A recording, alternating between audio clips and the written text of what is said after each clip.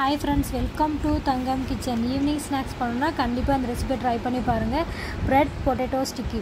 இதுக்கு வந்துட்டு நீங்க உருளைக்கிழங்கும் bread மட்டும் இருந்தா போதும். சூப்பரான ஒரு ஈவினிங் ஸ்நாக்ஸ் பண்ணிரலாம்.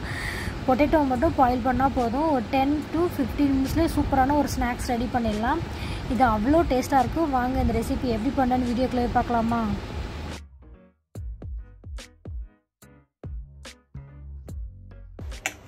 நான் ஒரு பெரிய சைஸ் உருளைக்கிழங்கு வந்துட்டு நல்லா வேக வச்சு இந்த மாதிரி மசிச்சு வச்சிருக்கேன். இப்போ நம்ம ஒரு பவுலுக்கு மாத்திரலாம்.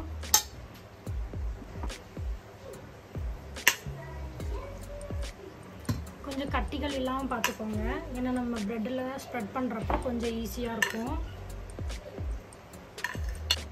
ஒரு வெங்காயத்துல பாதி நல்ல குட்டி குட்டியா கட் பண்ணி வச்சுக்கோங்க. அதையும் நான் ஆட் பண்ணிக்கிறேன். கொஞ்சமா கொத்தமல்லி இலைகள் நல்லா குட்டி குட்டியாக நம்ம சாப் பண்ணிக்கலாம். தேவையான நம்ம உப்பு ஆட் பண்ணிக்குவோம். ஒரு 1/4 ஸ்பூன் அளவுக்கு தனியாத்தூள், ஒரு 1/4 ஸ்பூன் அளவுக்கு கரம் மசாலா ஆட் பண்ணியிருக்கேன். இல்லாட்டி ஒரு 1/2 ஸ்பூன் அளவுக்கு வந்துட்டு நீங்கள் மிளகாத்தூள் ஆட் பண்ணிக்கோங்க. உங்களுக்கு காரத்துக்கு தகுந்த மாதிரி நீங்கள் ஆட் பண்ணிக்கோங்க. இப்போ எல்லாத்தையும் நல்லா மிக்ஸ் பண்ணி விடுங்க. மிளகாத்தூள் உங்கள் ஆப்ஷனல் தான். உங்களுக்கு காரம் எந்த அளவுக்கு வேணுமோ அந்த அளவுக்கு ஆட் பண்ணிக்கோங்க.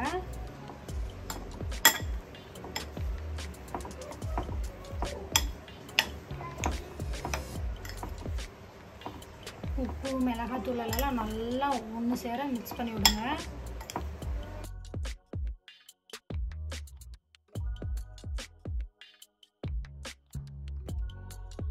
நல்லா மிக்ஸ் பண்ணியாச்சு. இந்த பேட்டரை இப்போ தனியாக எடுத்து வச்சுக்கோங்க.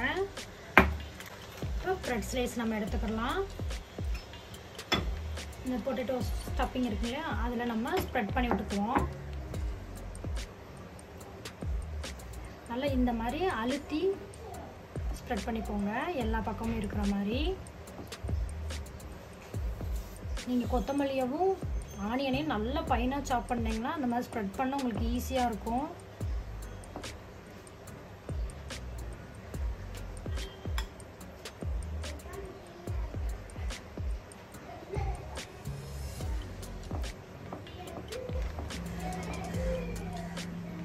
இந்த அளவுக்கு நல்லா ஸ்ப்ரெட் பண்ணி எடுத்து வச்சுக்கோங்க. நான் கட் பண்ணி எடுத்துக்கிறேன். இதை உங்களுக்கு எந்த அளவுக்கு வேணுமோ அந்த அளவுக்கு சைஸ் கட் பண்ணிக்கோங்க. நான் இன்னைக்கு 3ஆக கட் பண்ணியிருக்கேன்.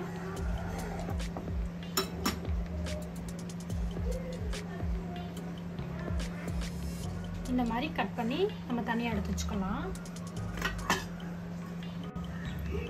ஸ்ப்ரெட் பண்ணி எடுத்து வந்தாச்சு. பாருங்களே, பார்க்கவே எவ்வளோ அழகாக இருக்குன்னு. இப்போ இதை தனியாக எடுத்து வச்சுக்கலாம். ஒரு 3 ஸ்பூன் அளவுக்கு மைதா மாவு எடுத்திருக்கேன். தண்ணி ஆட் பண்ணிக்கோங்க. நான் சால்ட் ஆட் பண்ணிக்கிறேன். அதை கட்டி இல்லாமல் நம்ம மிக்ஸ் பண்ணி எடுத்துக்குவோம். கொஞ்சம் கூட கட்டிகள் இல்லாமல் தண்ணி ஊற்றி கரைச்சி வச்சுக்கோங்க. இன்னொரு பக்கம் நான் பிரெட் கிரம்ஸ் வச்சுருக்கேன். இதை நம்ம தனியாக எடுத்து வச்சுக்கலாம். ஃபஸ்ட்டு இதில் டிப் பண்ணிக்கலாம்.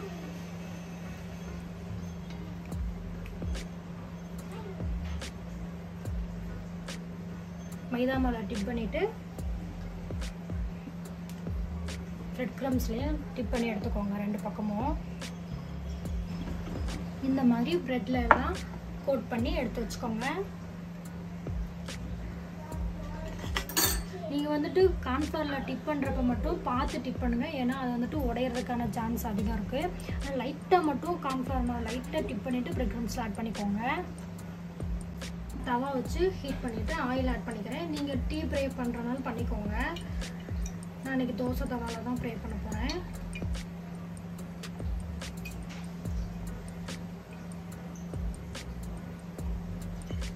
நல்லா ஹீட் ஆயிடுச்சு.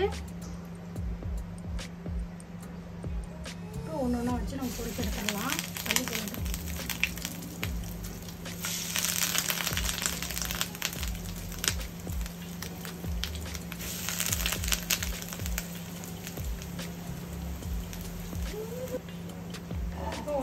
திருப்பி விட்டுக்கோங்க.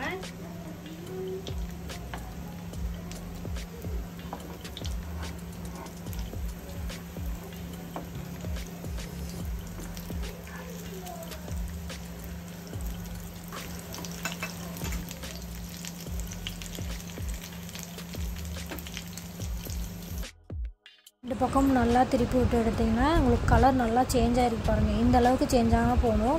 ப்ரெட்டு மட்டும் லைட்டாக ரோஸ்ட் ஆனால் போதுங்க. சூப்பராக ரெடி ஆகிடுச்சு பாருங்கள். இதுக்கு வந்துட்டு நீங்கள் கெச்சப்போட வச்சு சாப்பிட்றப்போ டேஸ்ட்டு அல்டிமேட்டாக இருக்கும். இது ஈவினிங் ஸ்நாக்ஸுக்கும் சூப்பராக இருக்குங்க. கண்டிப்பாக ஒரு ட்ரை பண்ணி பாருங்கள். இந்த வீடியோ உங்களுக்கு பிடிச்சிருந்தா லைக் பண்ணுங்கள், ஷேர் பண்ணுங்கள், கமெண்ட் பண்ணுங்கள். சப்ஸ்கிரைப் பண்ணுங்கள். Please subscribe. சந்திக்கலாம்.